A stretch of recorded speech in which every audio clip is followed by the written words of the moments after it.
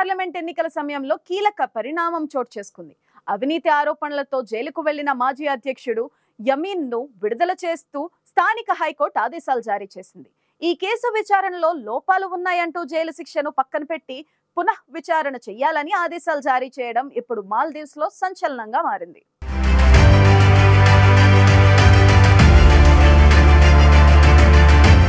మాల్దీవ్స్ కొత్త అధ్యక్షుడిగా మొయిజు బాధ్యతలు చేపట్టినప్పటి నుంచి ఆయన చైనా అనుకూలవాదిగానే ప్రవర్తిస్తున్నారు. అంతేకాదు, చైనాకు అనుకూలంగా ఉండేవారి కోసం కీలక నిర్ణయాలు తీసుకుంటున్నారు. తాజాగా మాల్దీవుల మాజీ అధ్యక్షుడు అబ్దుల్లా యమీన్ జైలు శిక్షను మాల్దీవ్స్ హైకోర్టు రద్దు చేసింది. గతంలో కాంట్రాక్టు విషయంలో లంచం తీసుకున్నారనే ఆరోపణలపై యమీన్కు కోర్టు శిక్ష విధించింది. యమీన్కు స్థానిక కోర్టు 11 ఏళ్ల పాటు జైలు శిక్ష విధించింది.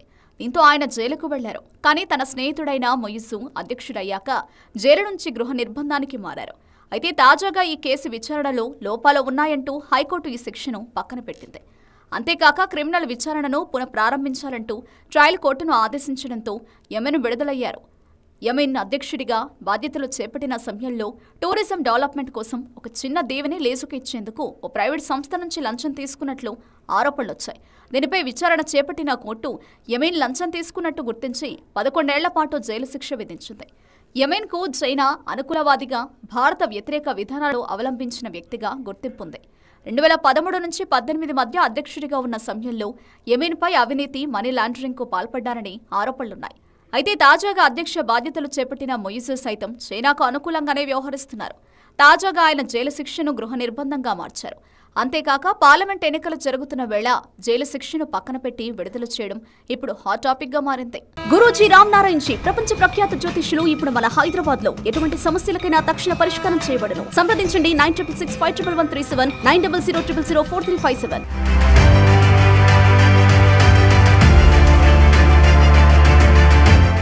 గత కొన్నేళ్లుగా భారత్ మాల్దీవ్స్ మధ్య మంచి సత్సంబంధాలున్నాయి.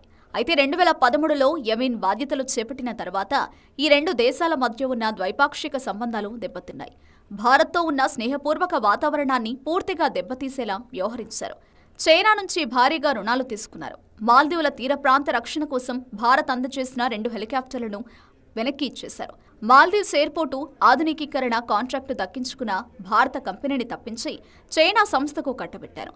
2018లో ఇబ్రహీం సోలిహ్ పాలన సమయంలో హిందూ మహాసముద్రంలో భారత్ సైనిక బలగాలను మోహరిస్తోందని ఆరోపిస్తూ యమీన్ నేతృత్వంలోని ప్రతిపక్షాలు ఇండియా అవుట్ పేరుతో పెద్ద ఎత్తున దుష్ప్రచారం చేశాయి. అధ్యక్ష బాధ్యతల నుంచి దిగిపోయిన తర్వాత యమీన్ 2019లో ఒకసారి జైలుకు వెళ్లి 2 ఏళ్ల తర్వాత బయటకొచ్చారు.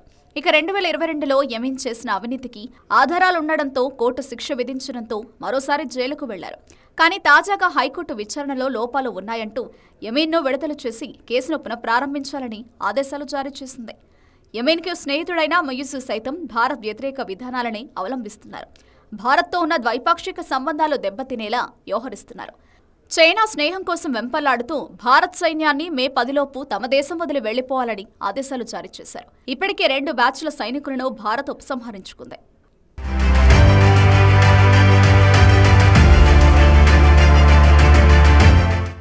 మొయిజు బాధ్యతలు చేపట్టినప్పటి నుంచి 2 దేశాల మధ్య దూరం పెరిగింది. దీంతో ఈ ఏడాది ప్రారంభంలో లక్షద్వీప్ను సందర్శించిన భారత ప్రధాని సాహసాలు చేసేవాళ్లు లక్షద్వీప్ రావాలి అంటూ ట్వీట్ చేశారు. దీంతో మాల్దీవ్స్ మంత్రులు నోరు పారేసుకున్నారు. ఇది ఇరు దేశాల మధ్య దౌత్యపరమైన సంబంధాలను దెబ్బతీసే స్థాయికి చేరింది. అనేక మంది భారతీయులు ఆ దేశ టూర్ ప్లాన్ను విరమించుకున్నారు. దీంతో పర్యాటకుల విషయంలో మొదటి స్థానంలో ఉండే భారత్ ప్రస్తుతం 6వ స్థానానికి చేరింది.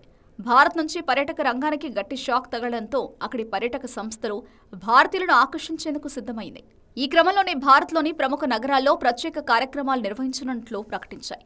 ఇరు దేశాల మధ్య ప్రయాణ, పర్యాటక సహకారాన్ని పెంపొందించడంపై మాల్దీవులు association of travel agents and tour operators ప్రతినిధులు మాలేలో భారత హైకమిషనర్తో చర్చలు జరిపారు.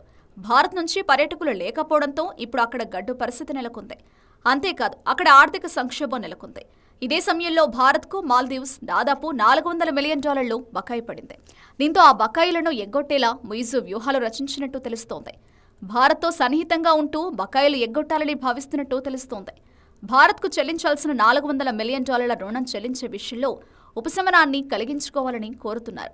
గత ప్రభుత్వాలు చేపట్టిన చర్యల వల్ల భారత్ నుంచి తీసుకున్న అప్పులు పేరుకుపోయాయని, తిరిగి చెల్లించే విషయంలో మినహాయింపు కోసం భారత్తో చర్చలు జరుపుతున్నట్టు తెలిపారు. అంతేకాదు, మాల్దీవుల్లో ప్రస్తుత నిర్మాణంలో ఉన్న ప్రాజెక్టులను అడ్డుకోమని, వాటిని త్వరగా పూర్తి చేసేందుకు అన్ని విధాల సహకారం అందిస్తామని ప్రధాని మోదీకి చెప్పినట్టుగా ఆయన తెలిపారు. అయితే మరోవైపు ముయిజు తీరుపై అక్కడి ప్రతిపక్షాలు ఆగ్రహం వ్యక్తం చేస్తున్నాయి. మొండిగా ఉండడం మానేసి మాల్దీవులు ఎదుర్కొంటున్న ఆర్థిక సవాళ్లను పరిష్కరించేందుకు పొరుగు దేశాలతో సంబంధాల్ని మెరుగుపరచడంపై దృష్టి సారించాలని డిమాండ్ చేస్తున్నాయి. భారత్ కంటే చైనా దగ్గరే ఎక్కువ రుణాలు తీసుకున్నారని మాజీ అధ్యక్షుడు సొలేహ్ తెలిపారు. మాల్దీవులు తీసుకున్న రుణాలు భారత్కు 25 ఏళ్లలో చెల్లించవచ్చని, కానీ ముయిజు మాత్రం ఆర్థిక వాస్తవాలను తప్పుగా చూపిస్తున్నారని అన్నారు. మాల్దీవులు ఎదుర్కొంటున్న ఆర్థిక పరిస్థితిలో భారత్ అప్పుల పాత్ర ఏమీ లేదన్నారు.